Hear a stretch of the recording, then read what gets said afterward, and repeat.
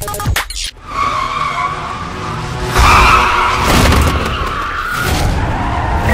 let's leave it all on the course. Hi, this is Douglas C. Perry, Editor-in-Chief of IGN Xbox and 360, and I've got a Need for Speed Carbon video review for you. EA's perennial racing game is a mixture of great presentation and arcade and a little bit of sim racing. Each year it comes out, EA adds new features, tweaks the racing just a little bit, and tries to do something interesting to give the game sort of a new, fresh appeal. In the last 3 years, they had the Underground series, and then they had Most Wanted, which was the launch title last year. And now they've come out with Need for Speed Carbon, which really focuses on drifting. And if you look at this game carefully, it's not like Most Wanted, it's more like Underground 2. So the new features in the game include drifting, there's a new crew, there are 3 classes of cars, there's a heavy emphasis on customization, including auto-sculpting. There's an interesting new structure where you win by taking over territories, and you've got an online game, which is more robust than it used to be.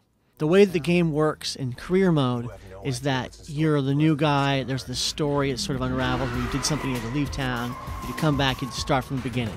There's no blacklist like in Most Wanted. What you need to do is win territories. It's a little bit like Saints Row. The more territories you win, eventually you'll end up winning that whole section, whole area. You'll have to face a boss, and then when you race against the boss, you win that territory.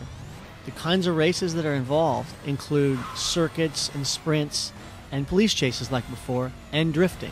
When you drift, they've created a new engine, and the new engine allows you to drift a lot more, to slide a lot more than normal. So you're really going to have to get used to this different approach. But once you kind of get it down, it's all about sliding your car into the yellow paint and really kind of creating combos out of these slides. And it's good. It's a little bit of an acquired taste. So with the crew, there are scouts, blockers, and drifters. You can hire one at a time and only one at a time, and they'll race with you, and they're usually way out ahead of you. With blockers, you can press the Y button, and that will set them up to block a bunch of guys behind you. Scouts find shortcuts in the areas, and drifters set up in front of you so that you can slingshot ahead of them. They add a lot of chatter to the game. They're really not that good.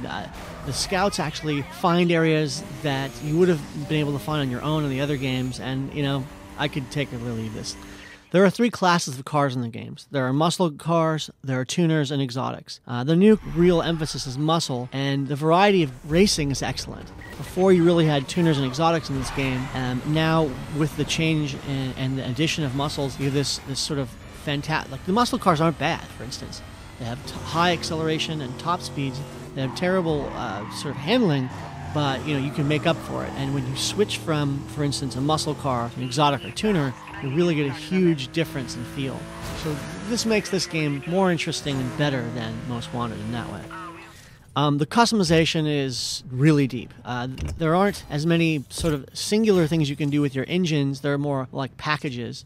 But you can auto-sculpt your car, which is a new feature that allows you to actually sort of animate different sections, like the spoilers or the hoods, in a way that no one else would be able to do. So that's really fun, and the customization will really allow you to make a very special-looking, distinct car.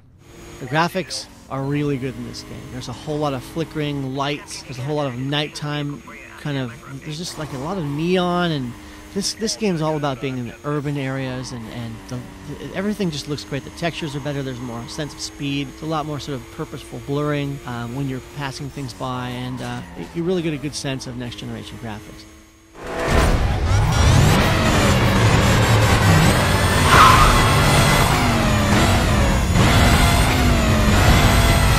And of course, the sound is over the top. The sound is great.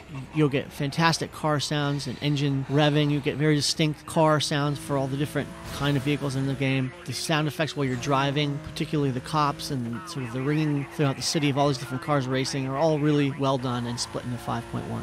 And finally, the online. The online is a lot more robust than before. There's cop chases, there are various different kinds of games that you can get into, and the online functionality works pretty well. In the end, Need for Speed Carbon is a solid racing game with a lot of features you've come to expect from the perennial racer. For the full review, check out the text review on our site later today.